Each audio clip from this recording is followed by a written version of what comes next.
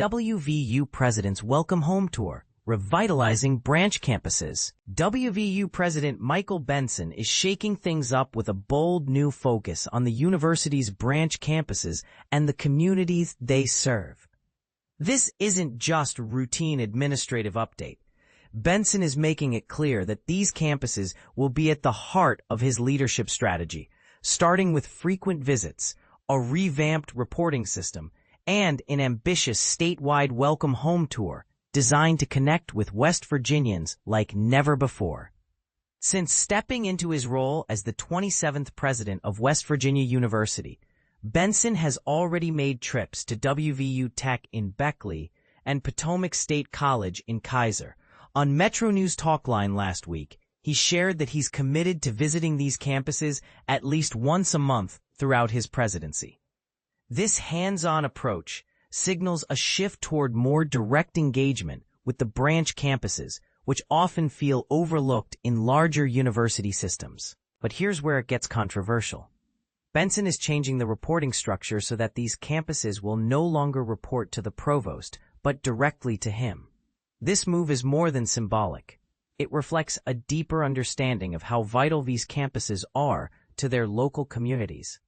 By taking direct responsibility, Benson aims to ensure these branches aren't just satellite locations, but fully integrated parts of the WVU family. He also praised both campuses for adopting a metro rate tuition policy, which has successfully attracted students who might not have otherwise considered attending WVU Tech or Potomac State. This kind of innovative pricing strategy could be a game changer for accessibility and enrollment, but it also raises questions about funding and resource allocation across the university system. Benson emphasized his commitment to making sure these campuses feel supported and truly part of the larger WVU community.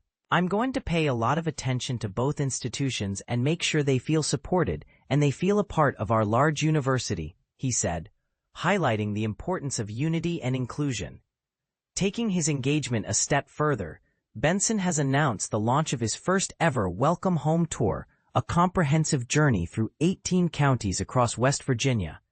This tour isn't just about visiting campuses, it's about immersing himself in the history, culture, and economic life of the state by stopping at historical landmarks, local businesses, and community hubs. The counties on his itinerary include Barber, Braxton, Brooke, Clay, Hancock, Harrison, Jackson, Kanawha, Lewis, Marshall, Ohio, Pleasants, Randolph, Taylor, Tyler, Upshur, Wetzel, and Wood. His goal? To eventually visit all 55 counties in West Virginia, a monumental task that shows his dedication to statewide outreach. Benson credits his team, especially Travis and others, for organizing the tour. "You learn a lot about a place by seeing these historical sites and how they're valued and what they mean to a community," he explained, underscoring the educational and relational value of the tour. During the first week, Benson plans to visit Ohio, Wood, Lewis, Harrison, Barber, and Taylor counties. Here's a snapshot of his early schedule. Monday, July 28th, reception with the WVU Alumni Association, Mountaineer Parents Club, and university students at Ogle Bay Resort, 465 Lodge Drive, Wheeling, from 6 p.m. to 7:30 p.m. Tuesday, July 29th, tour of WV Independent Hall, 1528 Market Street, Wheeling, from 9 a.m. to 10 a.m., followed by an evening event at Blennerhassett Hotel, 320 Market Street, Parkersburg, from 5:30 p.m. to 7 p.m. Wednesday, July 30, visit to Blennerhassett Island Historical State Park, 137 Juliana Street, Parkersburg, from 10 a.m. to 11 a.m. Thursday, July 31st, tour of WVU Jackson's Mill, 160 Jackson Mill Road, Weston, from 2:30 p.m. to 3:45 p.m., and an evening gathering at Pete Dye Golf Club, 801 Aaron Smith Drive, Bridgeport, from 6 p.m. to 8 p.m. Friday, August 1st. Visit to the historic Philippi Covered Bridge, 200 North Main Street, Philippi, from 3:45 p.m. to 4:30 p.m., followed by a tour of the Mother's Day Shrine, 11 East Main Street, Grafton, from 5 p.m. to 5:45 p.m. This initiative raises some interesting questions. Will Benson's direct oversight of branch campuses lead to better outcomes, or could it create tension with existing university leadership? How will the Welcome Home Tour influence public perception of WVU's role in the state? And what does this mean for the future of higher education in West Virginia's smaller communities? We'd love to hear your thoughts. Do you agree with Benson's approach, or do you see potential pitfalls? Join the conversation and share your perspective. Exclusive, Kendrick's secret dealings with WVU's new president. In the world of college athletics, maintaining strong relationships with major donors is absolutely crucial.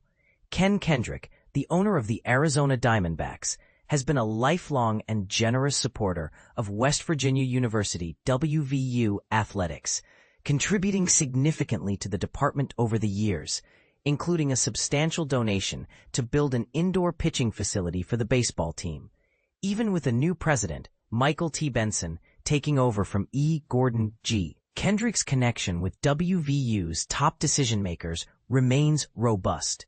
In fact, Kendrick recently met with President Benson in Phoenix.